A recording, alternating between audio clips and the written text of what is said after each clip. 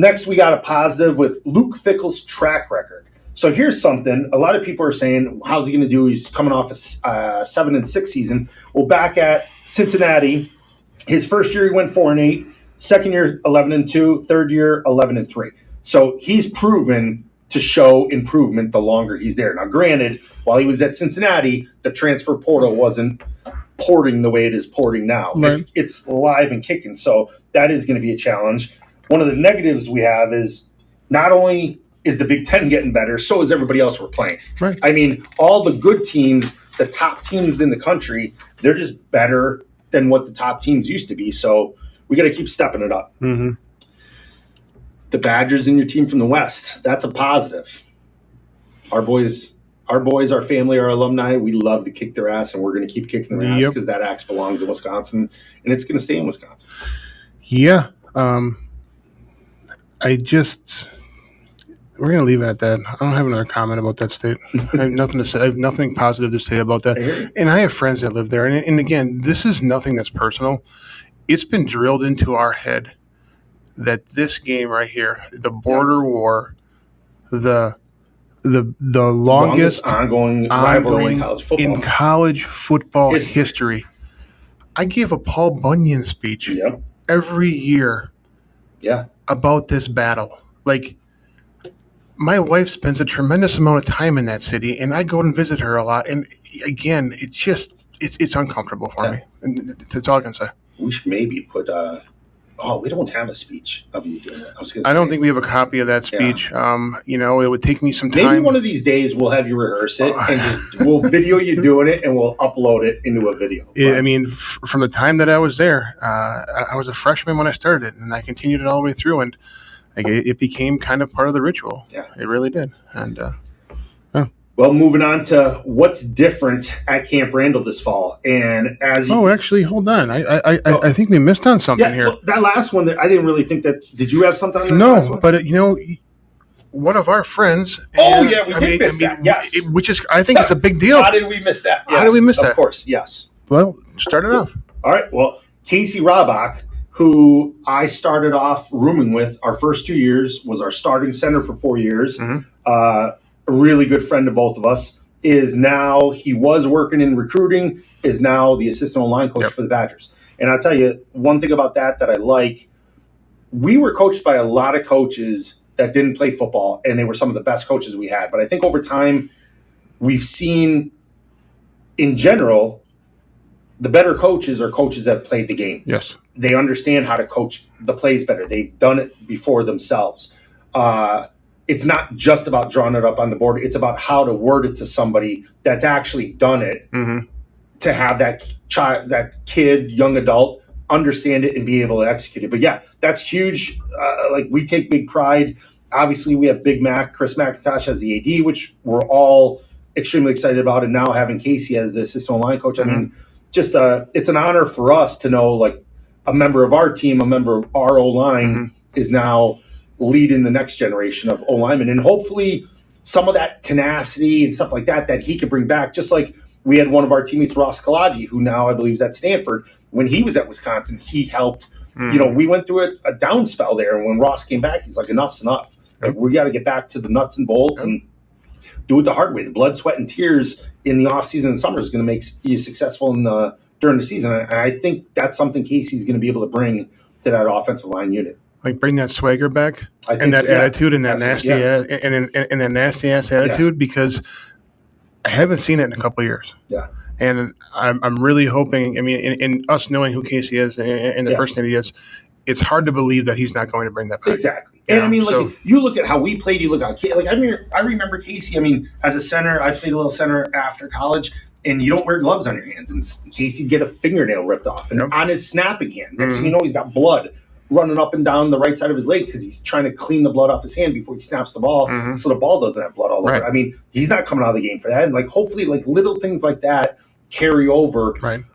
Just the toughness aspect. The toughness, the community, him explaining to how to communicate. I mean, Casey, for how much me and Casey busted each other's balls, Casey's a very, very intelligent football player, and you have to be a center. And Casey, Mac was our leader on the O-line, but Casey was like the general, making all those calls, making all the adjustments. And without, like we talked about how year one, you're worried about yourself. Year two, you start perfecting yourself, but you're understanding the steps from the guys to your left and right. Casey in year one had to know what everybody was doing. Mm-hmm. He had to know when the backer's coming down to change the call to this, to that. So hopefully all those qualities that Casey has and that he's able to pass it on to the next generation. And especially that tenacity. Because that's something I think the Badgers in the line need to regain. And just his tenure in the NFL. Yeah. The guy's got some unbelievable knowledge and experience. Absolutely. And if you can't respect the guy that did it all, like, how do you not get fired to play for a guy like that? And the coaches that he was coached by. I mean, he had our coach, Jim Huber, that we talk about a lot at Wisconsin. And then I had the opportunity, I was only in Washington for an off-season and preseason, but I had Joe Bugle, who Casey had through his whole, I think for 7 years at his career in Washington. Joe Bugle was the coach of the Hogs in the 80s when the Redskins won the Super Bowl. Right. And he got to be coached by him for 7 years. So Casey's had tremendous tutelage from O-line coaches. He's going to take that. He's going to take what he knows, what he learned, how he played, and hopefully put as much of that on this generation of O-linemen. And so to me, that's a positive. Absolutely. Seeing that old guard, that old grit come back into our linemen, which I feel like it's been missing. Absolutely. No, I agree. Next up, we got what's different at Camp Randall Stadium this fall that fans are going to expect. Well, one, as you could see on the TV, the picture you're looking at is that new end zone on the fieldhouse side. Mm-hmm. All the fancy seating, the different seating. Too bad I couldn't switch to that section. I heard the seats are a little bit bigger, and my hips would like that as opposed to people on the bleachers. You have your mother's hips. I know. But the other thing that sort of wide-eyed us is we are now selling alcohol in Camp Randall. Part of me goes, it's a positive improvement, but the other part goes, do Badger fans really need alcohol served in Camp Randall? I think Badger fans know how to tailgate where they don't need it sold inside the stadium. So I don't know. I mean, I hope it goes well, but with alcohol sales in the stadium, part of me goes, if I had young kids when I started going back to games, and there were no alcohol sales in the stadium. And there'd be times you'd run into situations, like people using bad language, people bumping into you, people that maybe have overindulged. And that's why it's happening. But now with the sales in there, because no one's going to reduce the tailgating just because they sell alcohol in the stadium. As a matter of fact, you're going to maintain that pump you primed from 7 a.m. at an 11 o'clock kickoff, and you're just going to maintain that through the game and then carry it off. Now, again, my history in law enforcement, couple things. My brothers and sisters in blue, I hope you have a lot more staff out there, and good luck, and be safe out there. But then I also think about the revenue that's going to be generated from that. True. It's going to be big. Oh, absolutely. But just to counter one more time, the last phrase you just said was starting at 7, then kickoff at 11. What about those 2:30 kickoffs? Yeah. What about a night game? Hey. A night game is going to be scary.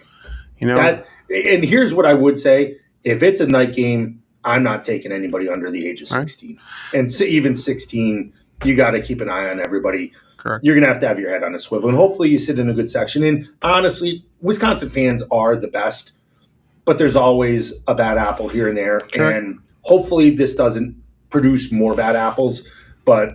And I hope, again, hopefully people are respectful. And obviously Badger football should be enjoyable for the entire family and should be a safe atmosphere. Yes, I agree. To quote my father-in-law, you can't drink all day if you don't start in the morning. That is the truth. And that is a saying that I've heard since I was a kid. Come on. The other new feature we have at Camp Randall, and this is partly, I believe, directed towards the playoffs, is we have new heated turf. Mm-hmm. And they did that specifically because the playoffs are going to be January is when the playoffs take place. Mm-hmm. And if we make it, we're able to have a home game. So I think that was a good addition to Camp Randall that we're going to see starting this fall. We won't really see it. What I heard was the one noticeable thing you might notice is that the field was lowered by, I think, 10 feet. I could be wrong. It might have been 10 Oh, I'm sorry. 10 inches. 10 feet. I'm like, whoa. Yeah, 10 feet. We're going to like the Roman, like 10 feet would have been a couple extra rows of features. Absolutely. 10 inches. So it won't be noticeable. They just lowered it to be able to have a more level surface. Yeah, you know what? That's probably what it is. More level to take probably that dome out of the middle. The crest. The crown. Yep. Once again, misuse of words. Yeah. Irregardlessly, I knew what you were saying. I love it. Next one, Wisconsin on the short list of underdogs to make the college football playoff. Mm-hmm. I think that's I always at the beginning of the season, I'm one of the most confident pro Wisconsin Badger fans. I think all Wisconsin fans are.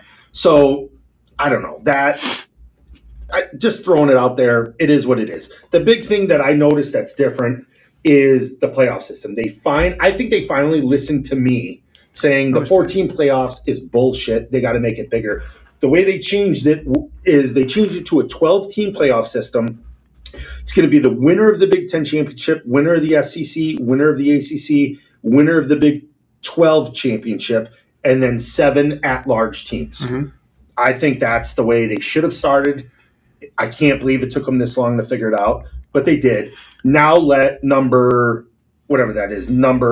6 in the country, or not even number 6, number 12 and 13 in the country, let them fight over whether you deserve to make it or not. Or you have that one team, that was really good and had and happened on any given Saturday where they got tripped up and fell out of that top 12 or whatever, but and everybody knows that they're a really good team, and they just shot themselves in the foot or it wasn't their day. Exactly. But they 1,000% belong in that running. Where that's where the 14 playoff was shitty, where if you say you lost the game and you get bumped from 3 to say 6, just because that one loss and you finish as 6, but you're still a team that could potentially beat the number 1 team in the country, and you're sitting at the Sun Bowl or whatever bowl you're at, not in the playoff system. It was just shitty. I'm glad they switched it. I'm glad they revamped it. And bottom line, like we said at the beginning, Wisconsin always has a chance. We got to win the games. We got the schedule in place. We did, I feel, as good a job as we could this year with the transfer portal. I think as years to come, I think NIL is going to be bigger and bigger importance to Wisconsin with regards to the transfer portal. Like if that NIL money's not there, I think we're going to lose guys to the transfer portal. And that I don't even have a gauge on or a full understanding. Like where is this money really coming from? Like who's paying, how's it works? But I just know we need the money. Well, we know where one team to try to get the money from. For the transfer portal. Actually, we could skip that right away. We're going to do a pause right here. If you slide that table back, this table...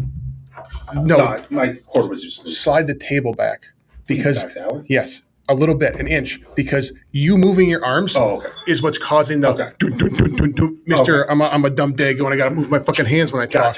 All right, what were we saying before we stopped? Okay, NIL money, Saudi Arabia. You know what? You want to just leave it at NIL, or do you want to do Saudi Arabia first? Well, I mean, it was kind of a nice transition. Okay, right? Yeah. So just put Saudi on top. Okay. Yep. And I don't. And also, what fucking list? I screwed up all my shit. Okay, so you have ex-Colorado, FBI with the Michigan deal, ex-Colorado, FBI, college football 9th season, and then Deshaun Foster. I don't have the 9th season or whatever you said. It's this one, college football player. Oh yeah, 9th season. Okay. Yeah. So we'll just talk about how he kept getting an extra season. All right. So you started off with. Speaking of NIL. So speaking of NIL, like I said, there is an ex-Colorado assistant that went to Saudi Arabia and Jordan in an attempt to secure NIL funds. It's crazy where this money's coming from. I mean, there's no end. We were shocked when we saw these big car companies giving cars away. You see, I don't know where other money's come from, but like Arch Manning, getting whatever it is, $2 million or $4 million a year. Right. It's insane, but now we're going to Saudi Arabia and Jordan, and even this guy. I don't know. I've heard of this before. He was he was either assistant special teams or the special teams coach. But the guy says he says I went to Saudi Arabia and I got a meeting with the Saudis who were interested in pursuing business. I have email receipts to prove it, and, quote, you guys let it fall flat on its face.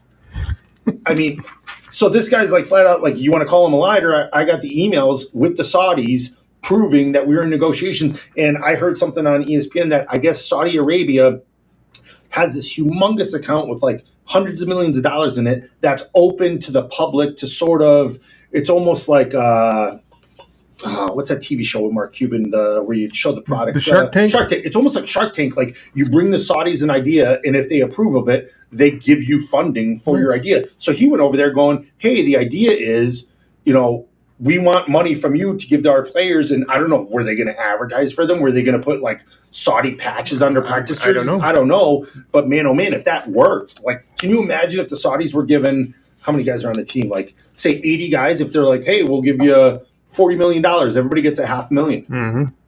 Like, are you like, once again, when we said before, there needs to be restrictions on this. I agree. You can't let this happen. And I'm going to say this again, and people are going to say, Bill said this in previous shows. Yes, I did. I'm going to keep saying it because it's going to happen someday. Watch the news in the next couple of years. We're going to see college football players arrested, if not imprisoned, for tax evasion. You cannot tell me that all these kids are going to be paying taxes. You would be in prison. The bill in college would be in prison if the NIL was in effect. Yeah, let's face it. You play in the gray area, and you probably would. Oh, you're saying me? Oh, 100% you. I'm looking right at you. I thought you were saying it rhetorically. No, I want to retort. You don't have to retort. I agree. Here's my thing. Like, when you say like $5,000, well, one, that's probably even below the tax code for paying taxes. But you give a kid $100,000. Mm-hmm. You know that kid's probably going to spend $103,000. Yep. He's not going to say, "Oh, I should put $25,000 in a savings account come April because I'm going to have to pay tax on it." Now, yes, the colleges are doing good jobs, from what I hear, trying to coach players up. But me and you both know there's players that are sleeping during those meetings. There are players that are just not listening. Nope. I was at the NFL going to the rookie symposium with first-round draft picks down to seventh-round draft picks, and guys slept through 3 days of a rookie symposium where the NFL is trying to teach you this is what you should do to be successful. This is what you should avoid. And players are sleeping, not paying attention. So taxes, you think an 18-year-old is going to be concerned with I'm not saying there aren't ones that are, and I'm sure they all have, whoever's getting NIL money, 98% of them probably have an accountant, a money manager, all that stuff. But there's the percentage that goes, nope, I'm either buying this or I'm giving money to my family or whatever. They're not going to put in a savings. I can name a handful of guys that we played with at Wisconsin that would have like. There's guys we played with at Wisconsin. You gave them 100, they would have spent 150. Like, we would have been in so much trouble, just like a lot of other things, cameras, social media, all that stuff. Yep. Hey, Joe, what the heck does it mean when you say Cabin Coffee Altoona is a roastery? Are you making fun of the coffee or something? Come on now, Bill. Sounds to me like you've had one too many shots to the head. It means we're a roastery. We buy our beans green from all over the world and roast right here on site. It's the freshest coffee you can get. Is that why one place I used to go to tasted burnt and the other place tastes like brown flavored water? That's exactly why, Bill. So stop on down to 2922 Meadowlark Lane. Cabin Coffee Altoona. Just remember, folks, everything's better at the cabin. Another crime that's going on throughout the ranks of college football, Michigan. So I heard about the Michigan scandal. Mm-hmm. And what I heard was this whole sign stealing deal. So there was this guy that was something on the Michigan staff that would go to other teams. And I don't know if it's in this article or not. I either read or heard he was actually being paid by another team while in all truthfulness, he worked for Michigan. He's on the other sidelines during games and then sending signals back to Michigan. So that was the whole sign steal. That was part of the sign stealing episode. I thought that's all it was. Right. Then I heard Harbaugh's getting banned from college football for 4 years, something like that. I heard there's different things being put in place. But then I came across this article and heard this. The FBI joined the computer crimes investigation of former Michigan OC Matt Weiss months ago. And I go, computer crimes, started digging into it. Joe, they're hacking in. Michigan got caught hacking into Ohio State's practice film to watch their plays. Now, one, that's insane. Mm-hmm. Two, my first thought is, how did they do that? did they go on the black market, which we're not even going to get into, but I'm always curious, like, how do people do that? Are they typing in Google black market? I don't know. I'm scared to do it, so I don't do it. The dark web. Yeah, the dark web. Do you type in dark web? I don't know. I'm not going to do it. Don't anybody get nervous, family and friends. I'm not going to do it, but I always wonder how you get there. But are they going in the dark web being like, I want to hire a hacker? And did they hire a real computer hacker to hack into Ohio State? Like, I didn't even think that was hackable. But I guess nowadays with kids, they have to have their plays on their iPads, their phone. That is, and I think it was the cloud that they hacked. It's just insane. I guess I can see it two ways. If you ain't cheating, you ain't trying. True.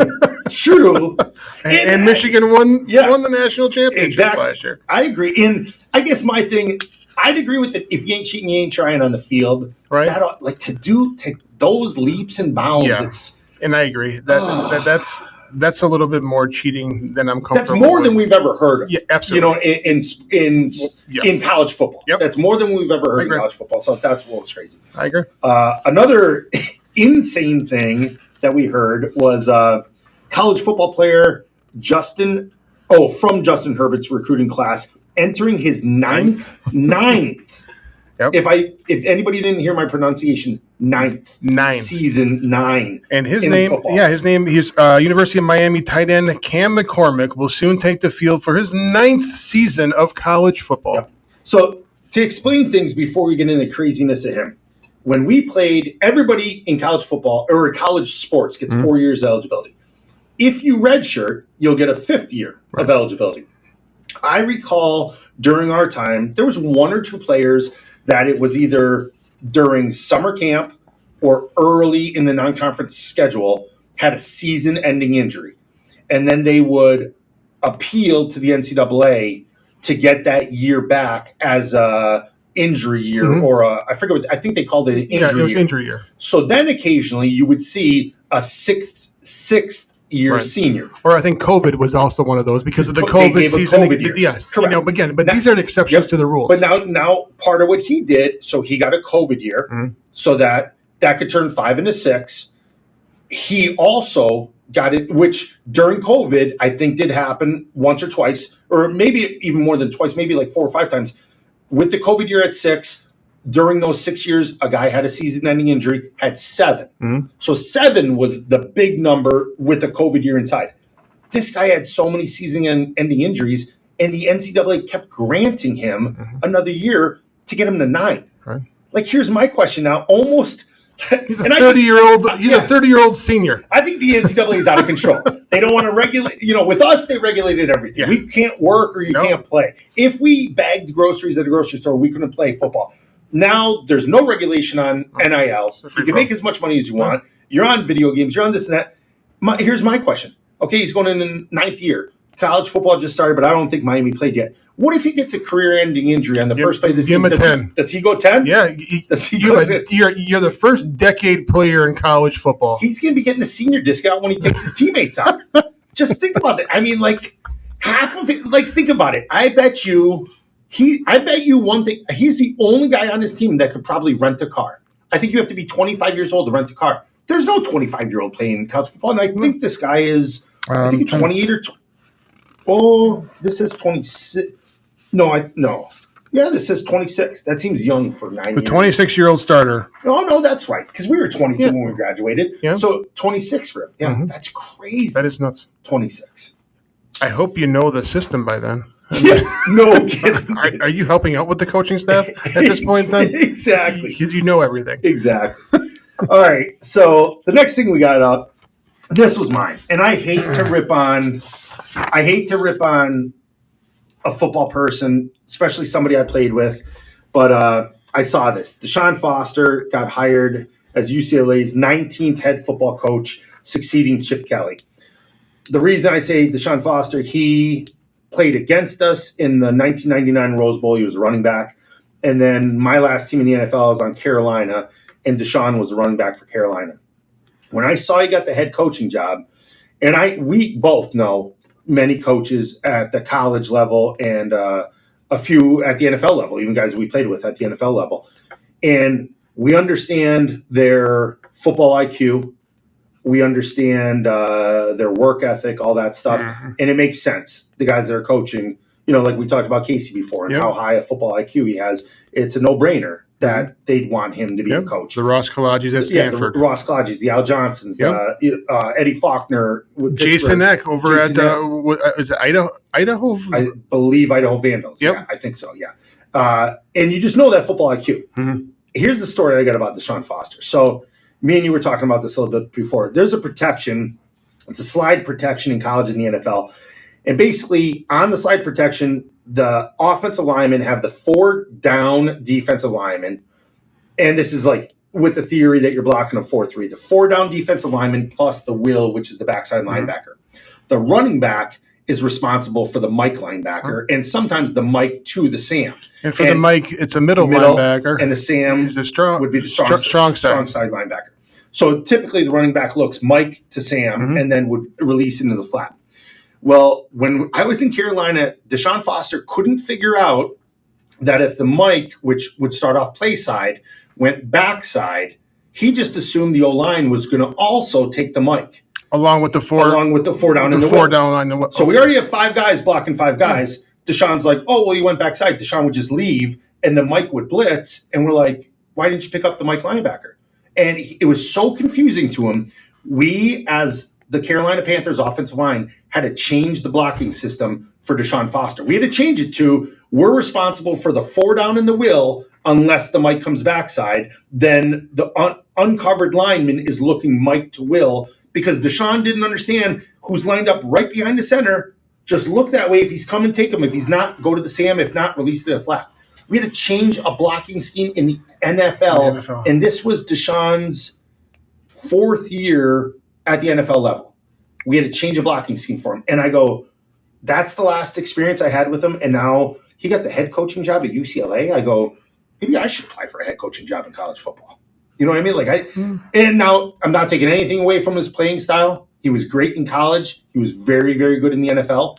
But yeah, that's the one memory I have, because I never heard of that. I never heard of changing a tried and true system because somebody can't figure it out. If you can't figure it out, you got to figure it out.